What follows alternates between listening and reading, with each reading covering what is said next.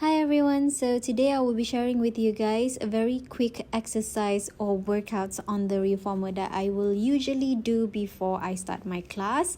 It's a perfect way to warm up myself before I start teaching. So before I start using the reformer, make sure you guys also move and lubricate your joints. So that is very important to avoid yourself feeling cramped during the workout. So the first exercise, we're gonna lie down supine with our body on the carriage, neutral spine, heels on the foot bar, and open the leg to hip distance apart. When the heels is on the foot bar, meaning you have to make sure your toes are pointing straight up towards the ceiling all the time. And when you are pushing the carriage to the back, you are pushing with a gentle push so that we do not exert any sudden force on the knees. I keep looking at my watch because I do this for a minute, so I'm tracking myself on how long I have been doing it. So that's why I'm looking back and forth. One of the common things that usually will happen during this exercise, even though it's a simple movement, is clients tend to move their knees. When I say move their knees, meaning they start to flare it out left and right. So the knees, your legs should be moving vertically. But instead, when the clients do not focus on the movement, they will bend their knees and then the knees will start to move left and right.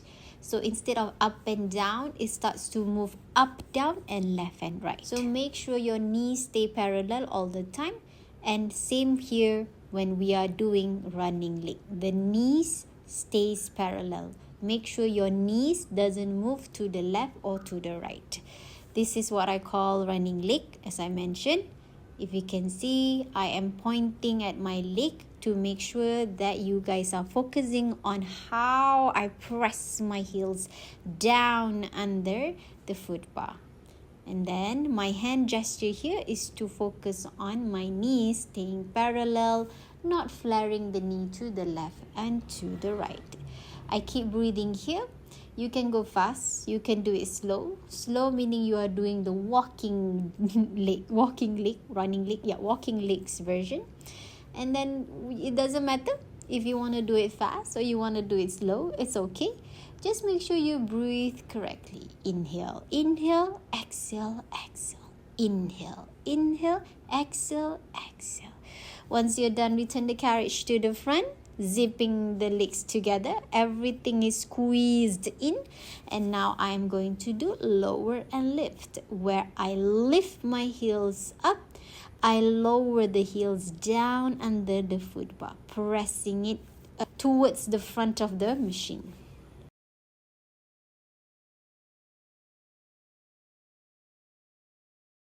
This exercise over here is to stretch the calf. It's amazing. It burns a lot. I can't lie.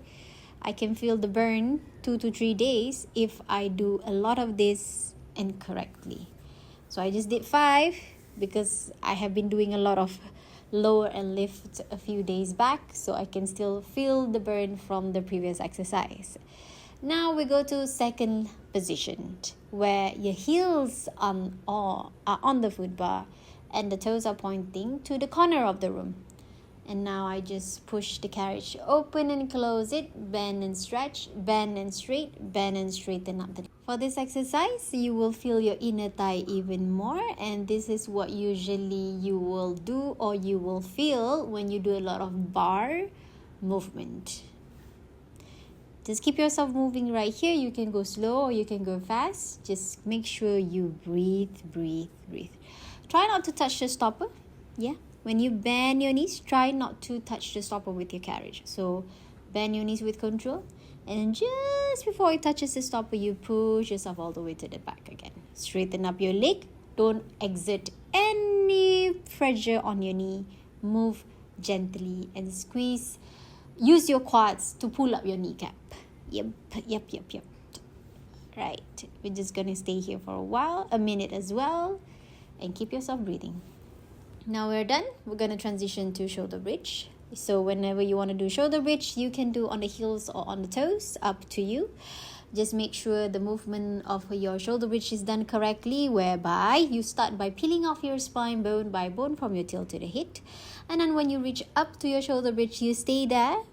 It's a very good glutes workout, if I may say that, because you are pushing your hip up using your glutes, engaging it, making sure your spine needs stay neutral, and you keep yourself breathing. The Pilates method of breathing. Inhale through your nose and then exhale out from your mouth, squeezing your belly button in without dropping the hip. Meaning, make sure when you squeeze your belly button in, you're squeezing your tummy, you're making your tummy smaller. Make sure your hip doesn't move or lower down. Once you're done, now you start to roll down your spine bone by bone from your head to the tailbone, making sure you move with the proper alignment and articulation. Rolling myself up here and getting ready for the next workout. I changed my spring to one red spring, one heavy spring. So up to you guys which machine you're using. Maybe the heavy spring is different colors. So for Matthew is one red spring. I am going to start by kneeling on the carriage with making sure both of my feet are pressing against the shoulder rest, and I do shoulder press. This is where I bend my elbow sideways, left and right, to bring the carriage to the front. I straighten my arm to push myself away from the foot bar. So if you guys can watch my forms, I am doing a tabletop with a flat back, meaning I keep pulling my belly button up. And if you guys can see, the angle between my calf and my hamstring doesn't change. So make sure yours are the same as well. Do not move or do not do this movement from your leg. It must be from the hand. Next one, half plank and pivoting. Half plank here, pivoting is the motion of moving to the back. That's it. And when you push yourself down over here, I have to make sure that you are not hinging from your hip. As you push yourself lower and lower further to the back, it will be more challenging to your lower back. So make sure that you keep pulling your belly button in. The last one over here is where I stay at my pivoting shape, and then I do knee stretches, bringing my knee to the front, closing the gap between my tummy and my thigh, and I push it away, going back to half plank. Remember to squeeze your glute when you are doing half plank, because if not, you can hurt your lower back. And that's it. Return to the front. Done and dusted. Next one leg thigh stretch. Sorry if I shouted. I got too excited. So this one is simple. I just put my foot on the foot bar at the center. I push the carriage to the back, going for some sort of like a split shape, and then I stay for 10 seconds. That's all. Simple, quick, done. Now next leg as well, same thing here. Make sure you push using the leg that is on the foot bar. Yeah? Straighten that leg first, and then only then you push the carriage further to the back using your other leg. Staying here, keep yourself breathing. If you don't breathe, guys, you will suffer. So keep breathing to assist your muscle engagement and your muscle pulling and stretching. Now next one, hand in strapped. This is arm straight up and down, meaning you just keep your arm straight and then you pull it up and then you inhale, lower it down, sitting down. Going up to high kneeling, sitting down on your heel. This is on one heavy spring, yeah? So this is heavy, which if you can't deal with one red spring, you can change to one blue spring, medium spring. But that is not the important part about this exercise. The most important one is how you keep your hip joint open all the time. If you guys can see my glutes engagement over here, it is one of the ways for you to stabilize your body so that when you are doing the motion from your arms, your body stays still and do not move. And that's about it. Moving on to the last one today that I'm doing on the Reformer is a plank. Planking is my favorite word. If you come to my class, definitely there will be a plank. Definitely. It's almost like 98% there will be a plank. So this is full plank.